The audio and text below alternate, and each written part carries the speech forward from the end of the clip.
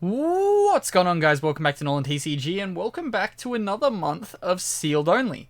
So, this month was a bit of an awkward one where we're just kind of stuck waiting for the reprints of trains, and I couldn't find any more train packs, so we're probably never going to get the trains. But, yeah, we ultimately decided to go with Maximum Gold and Toon Chaos for this month. Unfortunately, like, Maximum Gold eats up, like, a dramatic amount of our budget, because it's very expensive here in Australia. So our budget, as always, is, like, the $100 Australian a month, and the Maximum Gold eats up, like, 60 of it. So we had to kind of, like, scavenge the Toon Chaos to try and get a Sangan. Hopefully that'll play out well. I'll take a Collector's Rare, though. Like, we're not gonna knock that. But as always, before we get started, please remember to drop down below and hit that subscribe button if you are new here, because we are always happy to have new people to the channel. And let's get cracking on some of these packs. Okay, so starting us off here, we're going to start off with the Toon Chaos packs, then we'll move into the Maximum Gold. Personally, I'm not a super fan of Maximum Gold. I just got it because it has the hand trap options in it. And I'm fairly sure there was like one card that would have been great for like support for this. But I've forgotten what it was since I bought it, so who knows, that could be... Hey, the card we wanted was the very first card. We have one Sangan. We're going to show off that nice rare foiling right there. We've got a beautiful rare in the very first pack. Can I get a refund on the rest of these packs? But hopefully we pull a collector's rare. We've got one Sangan, one Witch of the Black Forest, a Driver. Oh, I forgot there's Gammas in here, though. We could possibly put that together. We've got a Crossover and a Chaos Valkyria. I completely forgot that there was like Gammas and Driver package, so we could end up putting those into the deck. That is actually very much needed. So you see a Desires, Keeper of Dragon Magic, and a Sublimation Knight. Now I want Gammas, and we see our first Gamma. Did I pull any Gammas from the Toon Chaos we did last time? Did we do Toon Chaos last time? I can't remember. I think I might have done like 1 or 2 packs, but we need Gammas now. We got a second Sangan. Wait, is Sangan's at 1? Still? Or is it... No, Sangan's at 3, because it's been, like, errated. Yeah. I guess it's still a solid card, though, for this list. We play slow, but we get there eventually. And we got one Sanafond, Gearbreed, Lithosasham, Witch of the Black Forest, Curse of Dragonfire, and an Evocator. I remember that I don't like buying Toon Chaos, because... it's only like 1 rare, 3 ultras per box. So it never feels like you're going well. Okay, 1 Chaos Space, solid option. You can search the 1 Gamma that we've gotten. Now we've got 1 Chaos Zone, Starlight Road, Chaos Sork, Mask Zero, Eternal Chaos. Can we get a Collector's Rare or a Gamma from the last pack? Or a Collector's Rare Gamma? Ooh, that would be big.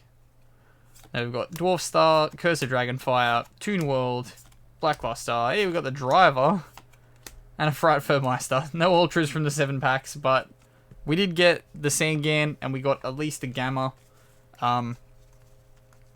Did we get 2 Gamma, please? No. I'll have to look back at last month and see if we pulled a Gamma there. I'm fairly sure I've got the stuff here somewhere. I'll dig through that before we start deck building again. But let's crack on into this Maximum Gold next. This, like, barely alive, crumpled up Maximum Gold box. There we go.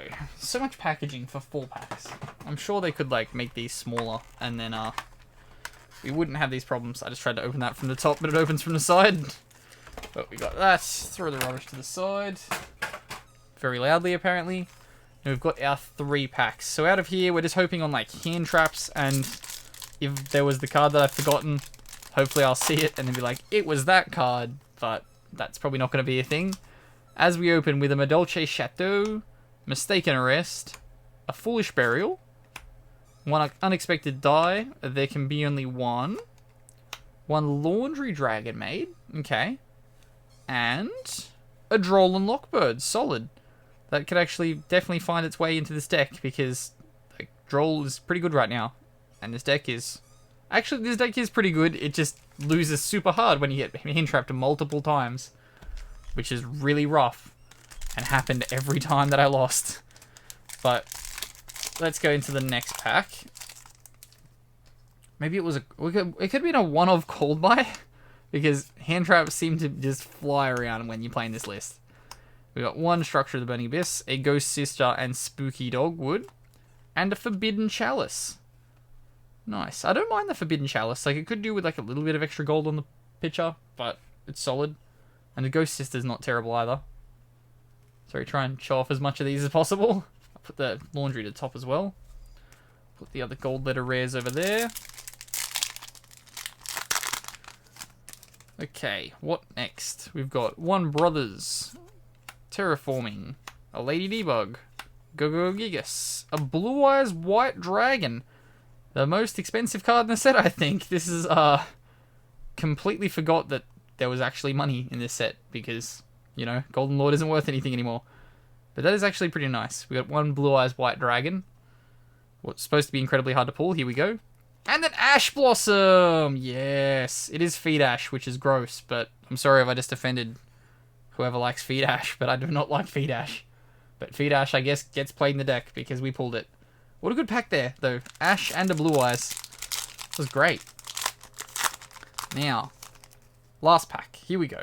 We've got Silent Honor Dark, Drowning Mirror Force, Imperial Tomb, a Transcode, a Trickstar Reincarnation, a second Drolan Lockbird, consistency, I guess, consistency, and a Martial Metal Marcher. Okay, we can't make that, but the Droll's the Ash, great, and then we have the Money Blue Eyes, which is good.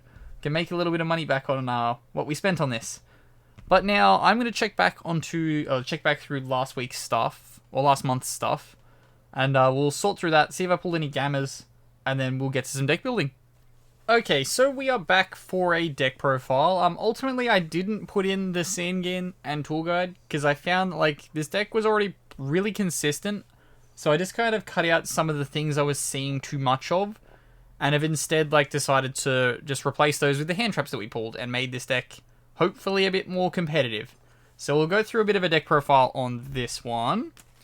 So starting us off, we have our main deck. And of course, we are still Hamon Turbo after all this time. So we have 3 copies of Hamon, Lord of Striking Thunder.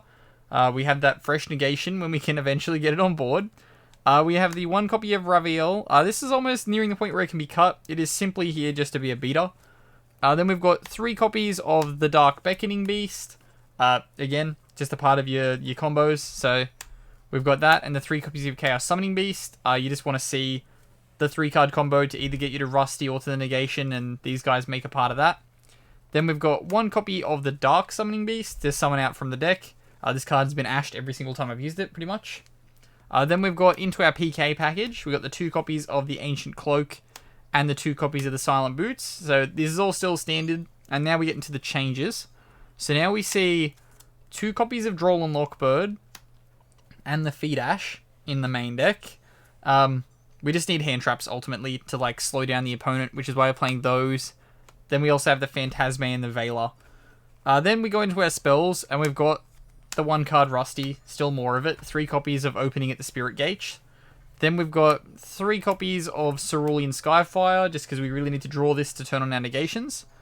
We have now trimmed the Terraforming and a copy of Fallen Paradise down, because I found I was finding way too many copies of Fallen Paradise when I was playing.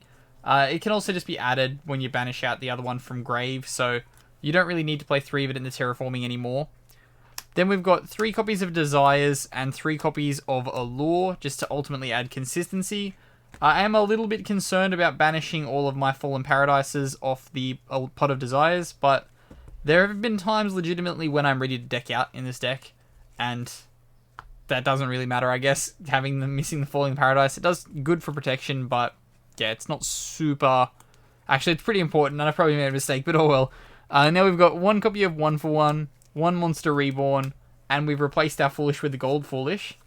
Then we've got 1 copy of Chalice, 1 copy of Shade Brigandine for our first trap, and then we've got the 1 copy of Fogblade. I did have to switch this for my Ultra because I sold the common that I pulled last month, sorry. So I've replaced it with the Ultra Fogblade. Sorry, I'll get my words out eventually. But we'll move along now to the extra deck. Extra deck is still pretty thin. So we've got 1 copy of Rusty, the best train card. Then we've got 1 copy of Pentastag and 1 copy of Linkuriboh. We got one copy of Almirage and the Decode Talker that actually won me a game, and it was really sad. The fact that I needed to buff the Decode Talker just to attack over something, but it did its job. Then we've got the one copy of Beals that we can summon in one situation and one situation only. Actually, no, I think I have two situations now. Yeah, cool. We can make Beals two ways.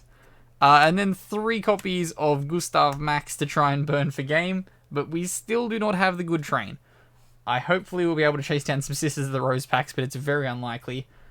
We will ultimately probably just be waiting till January on like the final episode to see if we can pull the train, because we're gonna try and like restart this when I think it's the Ice Barrier structure deck comes out. I think that's February, and that'll be when the next season starts. But we'll get into our side deck. I was just about to wrap up the video, but I forgot we still have a side deck for this, and it is now mainlined by the card that we plan to cheese games with in Ghost Sister and Spooky Dogwood. 3 copies of Chaos Hunter, follow that up, just to protect us against those banished decks. Then we've got 3 MST to get rid of some problems. 3 Twin Twister. Is this more than 15 cards? I don't know.